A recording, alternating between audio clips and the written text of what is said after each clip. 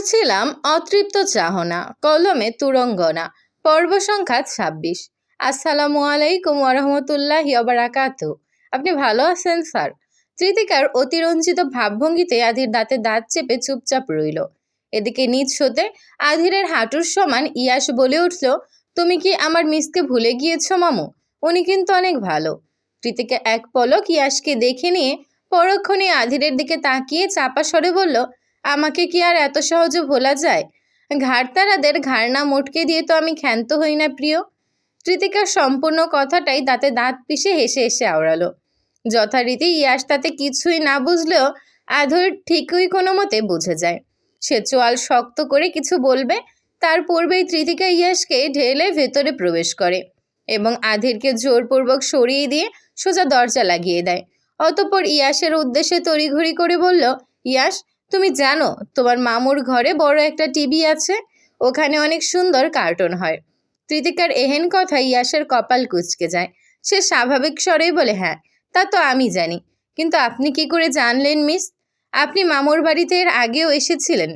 তৃতিকা ইয়াসের কথায় কেসে ওঠে। মনে মনে বিরক্ত ও হতাশার সাথে আওড়ায়, আজকালকার বাচ্চাগুলো আন্ডা থেকে বের হওয়ার আগেই পেকে যায়। অথচ সে সম্পূর্ণ স্বাভাবিক থেকে মুখে বলল, না আমি তা বলছি না, টিভি তো সবার বাড়িতেই থাকে। তো তুমি গিয়ে একটু কার্টুন দেখো, তোমার মামুর সাথে আমার একটু কথা আছে। বড়দের কথাই তো ছোটদের থাকতে হয় না, তাই না? তৃতিকার কথা ইয়াস বেশ বুঝদারের মতো মেনে নিয়ে ভেতরের দিকে এগিয়ে যেতে লাগলো। তবে কি যেন ভেবে পুনরায় পেছন ফিরে তাকিয়ে বলল, কিন্তু আমার মামুর সাথে আপনার কি কথা আছে মিস? আমি তো আপনার সব কথা শুনি, সব পড়া ঠিক মতো পড়ি। তৃতিকা আবারও হতাশ হলো। তবুও সে স্বাভাবিক স্বরে বলল, না না, তুমি তো আমার ব্রিলিয়ান্ট স্টুডেন্ট, তোমাকে নিয়ে কিছু বলার নেই।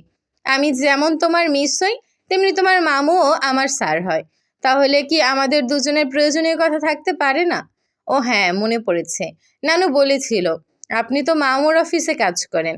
আচ্ছা, আমি তাহলে কার্টুন দেখছি, আপনারা তাড়াতাড়ি চলে আসবেন। ইয়াস এই বলেই চলে যেতেই তৃতিকা ভারী শ্বাস ফেলে। পাশে ঘুরে আধিরের দিকে ফিরেই দেখে সে বেশ গম্ভীর্যের সাথে বুকে হাত গুজে দাঁড়িয়ে রয়েছে। তার তীক্ষ্ণ দৃষ্টি সম্পূর্ণ তৃতিকার দিকেই নিক্ষিপ্ত। তৃতিকা ঠোঁট ভিজিয়ে ইতস্তত ভঙ্গিতে আওড়ায়, এভাবে তাকিয়ে আছেন কেন? আধির তৃতিকার প্রশ্নের উত্তর না দিয়ে উল্টো গম্ভীর স্বরে বললে, এখানে এসেছেন কেন? এভাবে হঠাৎ আপনি আপনি করছেন কেন? এই বলে তৃতিকা থামতেই পুনরায় বিরক্তির সাথে বিড়বিড়িয়ে বলে, কি মুশকিল, এত কেন কেন করছি বা কেন? আবার একই জ্বালা। তৃতিকা বেশ বিরক্ত হলো নিজের প্রতি। হাতে সময় কম, অথচ সে কাজের কথা ছেড়ে কি সব বকছে। ধুর ছাই, আপনার সাথে কথা আছে আমার। আধির নির্বিকারের সহিত চলে যেতে পা এগিয়ে নির্লিপ্ত স্বরে আওড়ায়, আমার নেই। তৃতিকা তড়িৎ তাকে যেতে বাধা দিয়ে তার মুখোমুখি দাঁড়িয়ে বলে, কেন নেই? আপনার না থাকলেও আমার আছে। এতবার কল করেছি, ফোন ধরেননি কেন? উল্টো গত রাতে কল কেটে পর্যন্ত দিয়েছেন। কি হয়েছে আপনার? আমি ফোন করলে ধরেন না কেন? প্রয়োজনীয় মনে হয় না তাই? আধিরের এহেন নির্লিপ্ততায় তৃতিকার চোয়াল শক্ত হলো। সে চাপা স্বরে বলে উঠল, গার্ডের ফোন ধরতে আপনার 2 সেকেন্ড লাগে না, বাকিদের ক্ষেত্রেও সব ঠিকঠাক, তাহলে আমার সাথে এমন কেন করছেন? আধির কিছুই না বলে তৃতিকার দিকে অপলক চেয়ে থাকে। পরক্ষণে কিছু না বলেই তৃতিকাকে পাশ কাটিয়ে চলে যেতে নিলে তৃতিকা আবারও বাধা সাধে। এবার অবশ্য সম্পূর্ণ নমনীয় স্বরে আওড়ায়, সরি। আধির কিছু না বলে ভ্রু উঁচিয়ে তৃতিকাকে দেখে। তৃতিকা ঠোঁট ভিজিয়ে বলতে লাগলো, আপনি তো দেখছিলেনই আমার সিচুয়েশন তখন কেমন ছিল। বাড়িতে গিয়ে দেখি বড় মা এসেছে, আর তখনও আমি শারীরিকভাবে পুরোপুরি সুস্থ নেই। সারাটা দিন ঘুমিয়েই কাটিয়েছি, ফোনের দিকে নজরই ছিল না। আপনি যে এতবার ফোন করেছেন আমি তা টেরই পাইনি। আপনি বলুন, আমি ইচ্ছে করে কেন আপনার ফোন তুলব না? আদির এবার ভারী কণ্ঠের সহিত বলে, এসব বলে কি বোঝাতে চাইছেন? তৃতিকা মুখ তুলে আধিরের দিকে তাকালো। লোকটা তার থেকে বেশ খানিকটা লম্বা চওড়া, আর যখন প্রচণ্ড গম্ভীর মুখে থাকে তখন নিজেকে আধিরের কাছে বাচ্চা মনে হয়। এখনও তার ব্যতিক্রম নয়। তৃতিকা ভারী শ্বাস ফেলে আওড়ায়, সরি তো বললামই, আমাকে তো একবার সুযোগ দিতে। তৃতিকার কথা বলতে বলতেই আচমকা আধিরের হাতের সাথে তার হাতের স্পর্শ লাগে। নিমিষেই তৃতিকা চমকে ওঠে। আধিরের ভাবভঙ্গিতে কপাল কুঁচকে ফেলল। ওদিকে তৃতিকা আচমকা তার পা জোড়া উঁচিয়ে আধিরের কপালে হাত ছুঁয়ে বিস্ময়ের সাথে বলে উঠল, হে খোদা, এসব কি? এত জ্বর কিভাবে লাগিয়েছেন ওসব আপনার না জানলেও চলবে। আধির এই বলেই তৃতিকাকে পাশ কাটিয়ে চলে যেতে নেয়। তবে তৃতিকা তৎক্ষণাৎ বাধা সেধে তার হাত টেনে ধরে নিজের দিকে টানে। আধির আচমকা ক্ষিপ্ত হয়ে তার দিকে ফিরে তাকায়। আমি ভাববো না তো কে? আধির তৃতিকার কথা সম্পূর্ণ হতে দেয় না। আচমকা তৃতিকার দুহাত ধরে দেয়ালের সাথে উঁচিয়ে চেপে ধরে এবং মুখটা সোজাসুজি তৃতিকার নিকটে এনে ঠেকায়। নিমেষেই তৃতিকা যেন আধিরের আদলে আবদ্ধ হয়ে যায়। আচমকা এহেন ঘটনায় তৃতিকা হকচকিয়ে যায়, গলা শুকিয়ে কাঠ হয় তৎক্ষণাৎ। অথচ আধির সম্পূর্ণ নির্বিকার, চোখে মুখে অদ্ভুত এক ক্ষিপ্রতা রইলই। তৃতিকার ন্যায় সে মোটেও কোনো বিশেষ অনুভূতিতে জাগ্রত নয়। আধির আচমকা চাপা স্বরে আওড়ায়, মিস তৃতিকা তালুকদার, আপনি এসব ড্রামা বন্ধ করলে আমি খুশি হব। তৃতিকা বেশ অবাক হয় আধিরের এমন ব্যবহারে। সে সরি সহ কারণ বলার পরেও এমন ক্ষিপ্রতায় সে বেশ অবাক হলো। তৃতিকা অস্ফুট স্বরে আওড়ায়, ড্রামা মানে আপনি? তৃতিকার কথা শেষ হবার পূর্বেই আধির তার হাতটা আরো শক্ত করে চেপে ধরে। তৃতিকা ব্যথার চোটে ঠোঁট চেপে আওড়ায়, আস্তে, ব্যথা লাগছে।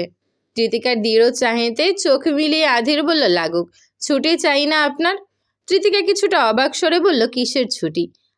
আমি কি এখানে আপনার সাথে অফিসের ব্যাপারে কথা বলতে এসেছি? তো কিসের জন্য এসেছেন? বিয়ের দাওয়াত দিতে? তৃতিকার কপাল পুনরায় কুঁচকে যায়। মাথায় ঢুকছে না এ লোকের হয়েছেটা কি। শুনেছি অতিরিক্ত জ্বরে মানুষের মাথা খারাপ হয়ে যায়। মনে হয় এনারও এমন কিছুই হয়েছে।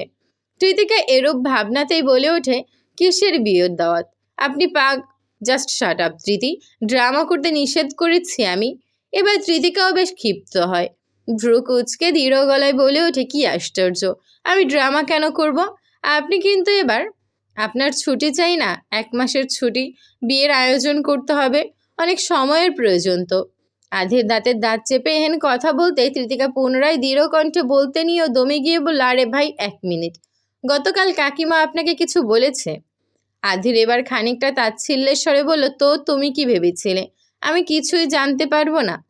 এবার তৃতিকা আশ্বস্ত হলো, কিন্তু মুহূর্তেই সে চোখ মুখ শক্ত করে আধিরের উদ্দেশ্যে জোর গলায় বলে ওঠে, হাত ছাড়ুন আমার।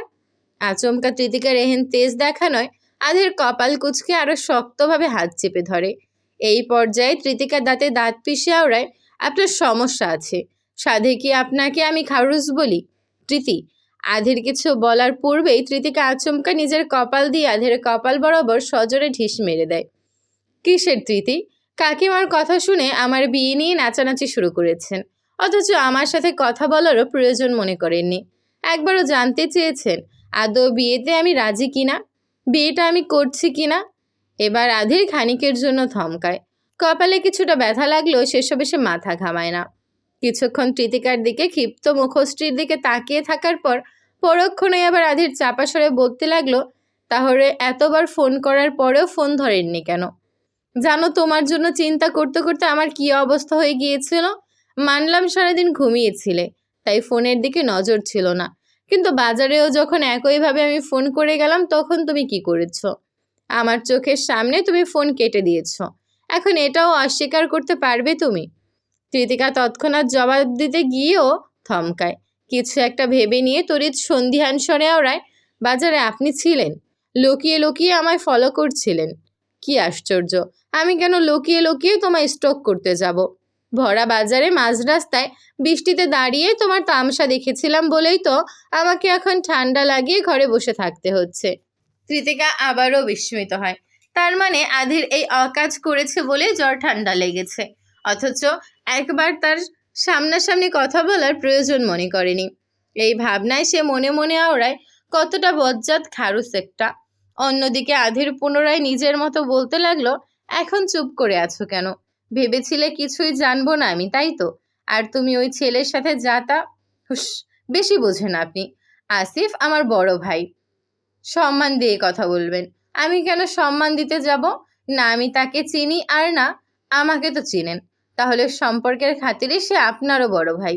কারো কথাই আর সম্পূর্ণ হচ্ছে না, একজনের কথা কেড়ে নিয়ে আরেকজন শুরু করে দিচ্ছে, আবার পুনরায় একই ঘটনার পুনরাবৃত্তি ঘটছে। যথারীতি আধির এবারও জোর গলায় বলে ওঠে, এত বড় ভাই করছেন, তাহলে সে বড় ভাই আপনার হাত ধরে কেন? আর আপনার কাকিমা তার সাথেই কেন আপনার বিয়ে দিতে চায়? কি আশ্চর্য, আপনি পাগল হয়ে গিয়েছেন? বড় মা বিয়ে দিতে চাইলেই বিয়ে হয়ে গেল। আর যেখানে আসিফ ভাই রিলেশন করে, সরাসরি কাকিমাকে এটা অবধি বলে দিয়েছে যে তার পছন্দ করা মেয়ে ব্যতীত আর কাউকে বিয়েই করবে না, সেখানে কেন বারবার বিয়ে নিয়ে টানাটানি করছেন? আর আসিফ ভাই হাত ধরেছে মানে সে কবে আমার হাত ধরলো? আর ধরলেও বা আপনার সমস্যা কি? আমার সমস্যা কি মানে উনি কেন আপনার হাত ধরবে? কৃতিকা এবার দাঁতে দাঁত চেপে ওড়ায়, তো কি আপনি আমার হাত ধরবেন? অবশ্যই, প্রয়োজন পড়লে তাই করব। এই পর্যায়ে আচমকা কৃতিকা থমকে যায়। সে আর কথা না বাড়িয়ে চুপটি করে দাঁড়িয়ে থাকে। কৃতিকাকে স্তব্ধ হতে দেখে আধিরও কিছুটা স্থির হয়। দুজনে একে অপরের দিকে তাকিয়ে থাকতে থাকতেই অজানা সংকোচের আদলে ঢেকে যেতে লাগলো। এরই মধ্যে আচমকা পাশ থেকে উৎসুক কণ্ঠে কেউ একজন বলে উঠল, তোমরা কি এই বয়সে মারামারি করছো? আচমকা ইয়াসের কণ্ঠস্বরে দুজনেই তৎক্ষণাৎ পাশে ফিরে তাকায়। ইয়াসকে অবাক দৃষ্টিতে তাকিয়ে থাকতে দেখে দুজনেই হুঁশে ফেরে। আর এরই মাঝে কৃতিকা আচমকা এক উদ্ভট কাজ করে বসে। আধিরের হাতের বাঁধন আলগা হতেই হুট করেই সে আধিরকে সজোরে ধাক্কা দেয়। আধির তাল সামলাতে না পেরে ছিটকে সোজা সোফার কাছে গিয়ে পড়ে।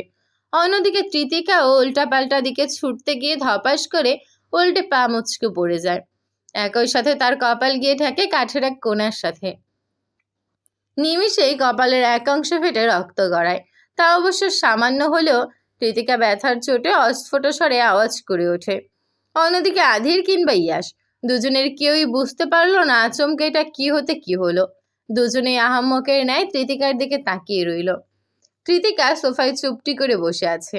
অবশ্য এখন তার কথা বলারও কোনো সুযোগ নেই, কারণ তার সামনে হাঁটু গেড়ে গম্ভীর ভঙ্গিতে বসে আছে আধির, আর পাশেই উৎসুক দৃষ্টিতে তাকিয়ে ইয়াস।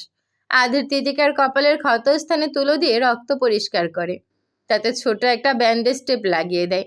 এইটুকু সময় কৃতিকা চুপচাপ থাকলেও পা নিয়ে পরক্ষণেই যেন মহাবিপত্তিতে পড়ল। পুরো পাটাই যেন মুচকে গিয়েছে, কোনো মতেই স্বাভাবিকভাবে হাঁটতে পারছে না। এদিকে আধির এবার কৃতিকার পা ছুঁতে নিলেই কৃতিকা এক প্রকার চমকে উঠে বলল, এ কি করছেন? আধির কপাল কুচকে বলে, কি করছি? আপনি আমার পা ছুঁচ্ছেন কেন? আধির এবার কড়া স্বরে জবাব দেয়, তা পা না ধরলে স্প্রে কিভাবে লাগাবো? আর সবচেয়ে বড় কথা, এভাবে রিয়াক্ট কেন করছেন? কৃতিকা আধিরকে এক পলক দেখে ইতস্তত স্বরে বলে, আপনি আমার বড় তো তো মানে বড় হয়ে ছোটদের এভাবে পা ধরাটা ঠিক না।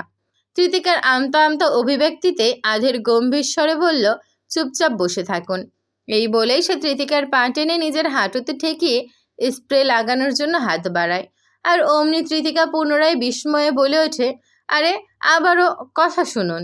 কৃতিকার কথা শেষ হবার পূর্বেই আধির এক প্রকার ধমকের স্বরে বলল, জাস্ট শাট আপ। চুপচাপ বসে থাকতে বলেছি, আবার পাকনামি করতে এলে সোজা মেরে ফেলবো। নিমেষেই কৃতিকা মনে মনে ক্ষিপ্ত হয়ে আওড়ায়, কিছু হলেই মেরে ফেলার হুমকি দেয়। আল্লাহই জানে এ কোন জেল থেকে পালিয়ে আসা ফাঁসির আসামি টাসামি কিনা। আধির ব্যথানাশক স্প্রে দিয়ে আলতোভাবে কৃতিকার বাম পা দু হাতে নাড়িয়ে চাড়িয়ে স্বাভাবিক করার চেষ্টা করে। একই সাথে কৃতিকা অস্ফুট স্বরে চাপা স্বরে আওড়ায়, আস্তে করুন, ব্যথা পাচ্ছি তো। আধির দাঁতে দাঁত পিষে কৃতিকার দিকে মুখ তুলে চায়, ভাবভঙ্গি এমন যেন কৃতিকাকে আস্ত চিবিয়ে খাবে। আধিরের চাহনিতে কৃতিকা ততস্থ। আধির পুনরায় নিজের কাজে মনোযোগী হয়ে বলল, বেশি পাকনামি করার ফল এসব। কৃতিকা আর কিছুই বলল না। পাশে ইয়াস দাঁড়িয়ে আছে। না জানি এই বাচ্চা আবার কী সব ভাবছে। এর মধ্যে ইয়াস কৃতিকার উদ্দেশ্যে নমনীয় স্বরে বলে, মিস, আপনার কি অনেক কষ্ট হচ্ছে? I am really so sorry. আমার জন্যই আপনাকে এখানে এসে ব্যথা পেতে হলো। ইয়াসের করুণ মুখের দিকে চেয়ে কৃতিকার মায়া হয়। সে বিস্তৃত মুচকি হেসে আওড়ায়, আমি একদম ঠিক আছি, তুমি মোটেও চিন্তা করো না। কৃতিকার ইয়াসের কথার মাঝে আধির আচমকা তার যথাযথ কাজ করে ফেলে। কৃতিকার পা মুচকে গিয়েছে বিধায় তাতে হালকা নাড়িয়ে কোনো কাজ হতো না। এক্ষেত্রে পাটা ধরে সোজা ঘুরিয়ে মোচড় দিতে হতো। আর আধির সুযোগ বুঝে এটাই করেছে, কিন্তু এতে যেন কৃতিকার জান পাখি উড়ে যায় উপক্রম। সে আকস্মাত নিজেকে সামলাতে না পেরে আধিরের দিকে চোখ রাঙিয়ে কাঁদো কাঁদো গলায় চিৎকার করে ওঠে, আপনি মানুষ না, অমানুষ। আপনার মতো জালিমের উপরে খোদা ঠাডা ফেলুক। কৃতিকার এহেন কথা শুনে ইয়াস অদান্তেই হেসে ফেলল। অন্যদিকে আধির তাচ্ছিল্যের সহিত বলল, আগে আপনার পাকনামি বন্ধ হোক। কৃতিকা আর কিছু না বলেই নিজেকে সামলে নেয়। ব্যথার চোটে অজান্তেই চোখে জল নেমে এসেছে।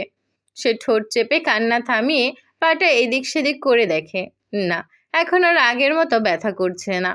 কৃতিকা কিছুটা অবাক হয়ে আধিরের দিকে তাকায়। আধির মৃদু হেসে আওড়ায়, কি দিনকাল পড়লো। রোগী দেখতে এসে মানুষ নিজেই রোগী হয়ে যায়, আর পরে সেই রোগীকে আবার রোগীই সারায়। কৃতিকার কথা বাড়ায় না, আলতোভাবে মিনমিনিয়ে বলে ধন্যবাদ। আধির ভ্রু উঁচিয়ে কৃতিকাকে এক পলক দেখেই মৃদু হাসে। এরই মধ্যে আচমকা ঈশানীর কল করে এবং ইয়াসকে দ্রুত বাড়িতে পাঠাতে বলে। আধির কথা না বাড়িয়ে ঈশানীর মন্তব্য সম্মতি জানায়। আরও বেশ কিছুটা সময় থাকার পর প্রায় 8টার দিকে দুজনে বাড়ি ফেরার সিদ্ধান্ত নেয়। ইয়াসের জন্য তো নিচে গাড়ির রয়েছে, কিন্তু চিন্তা হলো কৃতিকাকে নিয়ে। আধিরের মতে পাকনামি করে সে আবারও একা যেতে চাইছে, কিন্তু কৃতিকার মতে এই সময় তেমন কিছুই হবে না। আর রাতের বেলায় গাড়ি করে কিংবা অন্য কারোর সাথে বাড়ি গেলে যদি তার কাকিমা সন্দেহ করে, তাহলে তা আবার নতুন সমস্যা। মূলত যাবার আগ মুহূর্তে দুজনে এসব নিয়ে কথা কাটাকাটি হচ্ছে। আমি বললাম তো কিছুই হবে না, আমি একাই যেতে পারবো। কৃতিকার কথা নিম্নতম তোয়াক্কা না করে আধির পুনরায় বলল, বেশি কথা বলবে না, আর পাকনামি তো একদমই করবে না। প্রতিবার মাতাব্বরি করো দেখেই তোমার এই অবস্থা। কৃতিকা দাঁতে দাঁত চেপে বলল, আগে যা হওয়ার হয়েছে, এখনো আপনি আমাকে বাচ্চা ভাবেন নাকি? মোটেও না, তুমি বাচ্চা না, বাচ্চা। আধিরের ভাবলেশহীন জবাবে কৃতিকার ইচ্ছে হলো ঘুষি মেরে আধিরের সরু নাকটা ফাটিয়ে দিই।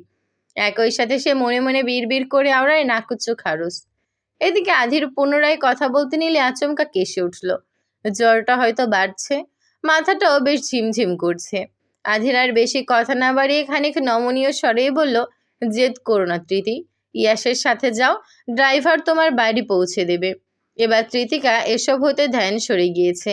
সে আকস্মাৎ আধিরের উদ্দেশ্যে নমনীয় স্বরে ওড়ায়, আপনার কি খারাপ লাগছে? আধির কৃতিকার উৎসুক দৃষ্টির দিকে তাকিয়ে আনমনেই মৃদু মুচকি হাসে। তাকে আশ্বস্ত করে বলে, কিছু হয়নি আমার। কৃতিকার কপালে কিছুটা চিন্তার ভাঁজ। সে পুনরায় একই স্বরে বলল, আপনি নিজের প্রতি হেয়ালি করা বন্ধ করুন, নিজের প্রতি যত্নশীল হন। কৃতিকার কথায় আধির মৃদু তাচ্ছিল্যের সহিত হেসে বলে, আমি হেয়ালি করি? এতগুলো বছর একা থেকেছি তৃতি, এসবে অভ্যস্ত আমি।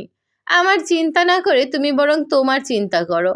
যে খামখেয়ালি জীবন তোমার, ঘুমাতে নিলেও আমার দুশ্চিন্তা হয়। কৃতিকা আর কথা বাড়ায় না, সে আধিরকে নিয়েই ভাবছে। কেন যেন মনে হচ্ছে রাতের মধ্যে আধিরের পরিস্থিতি খারাপ হতে পারে।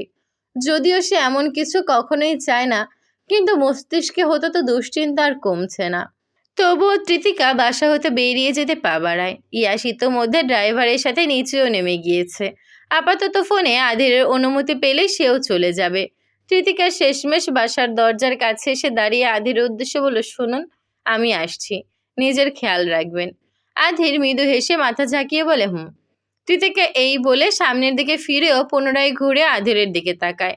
আবারও সেই চিন্তিত ভঙ্গিতে বলে ওঠে, বেশি রাত জাগবেন না, আর রাতে কোনো সমস্যা হলে আমায় ফোন করবেন। আধি ভ্রু উঁচিয়ে বলে, এতে কি হবে? এতে কি হবে মানে আমি জানতে তো পারবো আপনি ঠিক আছেন কি না। যদি শোনো আমি ঠিক নেই তাহলে কি করবে? আধিরের নিষ্পেহে বলা কথাতেও কৃতিকার অস্বস্তি বোধ হয়। সেই ইতস্ত ভঙ্গিতে কিছুক্ষণ স্তব্ধ মূর্তির ন্যায় দাঁড়িয়ে থাকা আধিরকে দেখে নিয়ে আবারও চলে যেতে পা বাড়ায় এবং আবারও সে পেছন ঘুরে ফিরে তাকায়। আধির এবার অজান্তেই কিঞ্চিত হেসে ফেলল। অন্যদিকে কৃতিকা পুনরায় একই ভঙ্গিতে বলল, নিজের প্রতি যত্নশীল হন, নিজের ঠিকমতো খেয়াল রাখবেন, ঠিক আছে? আধির কৃতিকার দিকে অপলকভাবে চেয়ে রয়েছে। সে কথা বলে থাম্মাতেই আধির নিষ্পেহে বলল, তৃতি, থেকে যাও। এই পর্যায়ে আধির রেহেন নির্বিকার অভিব্যক্তিতে কৃতিকা চমকায়। তবুও সে অনিমেষেই বলে ওঠে, বাড়িতে বড় মা রয়েছে, তাকে কিছু বলে আসিনি। আগামীকাল সকালে সে চলে যাবে, তখন না হয় আমি আসছি। কৃতিকা তার কথা অসমাপ্ত রেখেই এবার সম্পূর্ণভাবে দরজার সীমা অতিক্রম করে। অন্যদিকে আধির আচমকাই তাকে আবারও থামিয়ে বলল, তৃতি। কৃতিকা তৎক্ষণাৎ থেমে আধিরের দিকে চাতকের ন্যায় ফিরে তাকায়। আধির আনমনে নির্বিকারে হেঁটে এগিয়ে এসে তার মুখোমুখি হয়ে দাঁড়ায়। পরক্ষণেই পাশের সেলফের ভেতর হতে একটা চাবি বের করে কৃতিকার দিকে এগিয়ে দিয়ে বলল, এটা নাও। কৃতিকা উৎসুক দৃষ্টিতে চেয়ে বলে, এটা কি? এই বাসার এক্সট্রা চাবি। আধিরের নির্লিপ্ত অভিব্যক্তিতে কৃতিকা কিছুটা অবাক হয়। সে খানিক দ্বিধার স্বরেই বলে, কিন্তু? কৃতিকার কথা শুরু হওয়ার আগেই আধির বলে ওঠে, নিজের কাছেই রাখো, হয়তো তোমার কাজে লাগবে।